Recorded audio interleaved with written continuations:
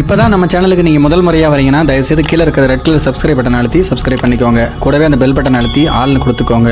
அப்போ தான் நம்ம போடுற வீடியோ உங்களுக்கு தினமும் கிடைக்கும். சரி வாங்க இப்போ நம்ம வீடியோக்குள்ளே போகலாம்.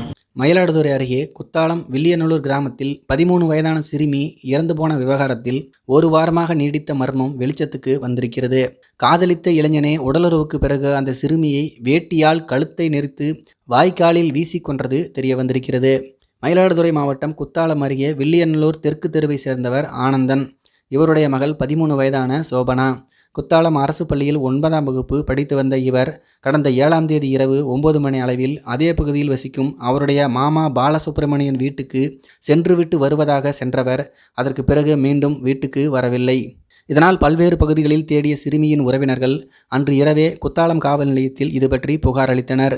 தொடர்ந்து அந்த பகுதியில் தேடிய உறவினர்கள் சிறுமியின் மாமா பாலசுப்ரமணியன் வீட்டின் பின்புறம் இருக்கக்கூடிய வாய்க்காலில் சிறுமி மர்மமான முறையில் இறந்து கிடந்ததை கண்டு அதிர்ச்சியடைந்தனர்.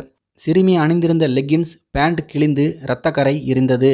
மயிலாடுதுறை டிஎஸ்பி வசந்தராஜ் சம்பவ இடத்துக்கு சென்று விசாரணை நடத்தினார். இதனையடுத்து சிறுமியின் உடலை போலீசார் கைப்பற்றி திருவாரூர் அரசு மருத்துவக் கல்லூரி மருத்துவமனைக்கு அனுப்பி வைத்து பிரேத பரிசோதனை செய்து உறவினர்களிடம் ஒப்படைத்தனர்.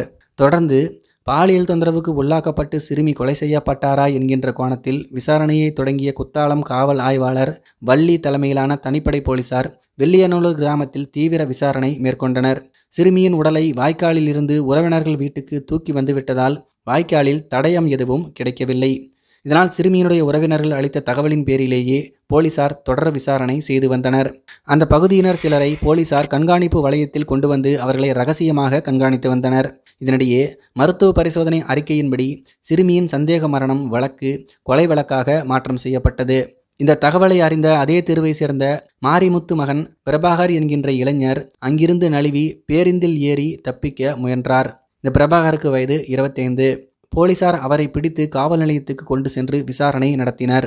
அந்த விசாரணையில்தான் அந்த சிறுமியின் உறவினரான பிரபாகர் கடந்த 3 மாதங்களாக அவரை காதலித்து வந்ததும் அந்த சிறுமியுடன் பல தடவை உடலுறவு கொண்டுள்ளதும் தெரியவந்தது. சம்பவத்தன்று சிறுமி சோபாவை தனியாக வர சொன்ன பிரபாகர் சிறுமியுடன் உடலுறவு கொண்டுள்ளார். பின்னர் அந்த பகுதி இளைஞர்களுடன் சிறுமி சகஜமாக பேசுவதை அவர் கண்டித்துள்ளார். அப்பொழுது ஏற்பட்ட வாக்குவாதத்தில் தன்னுடைய வேட்டியால் சிறுமியினுடைய கழுத்தை நெரித்துள்ளார்.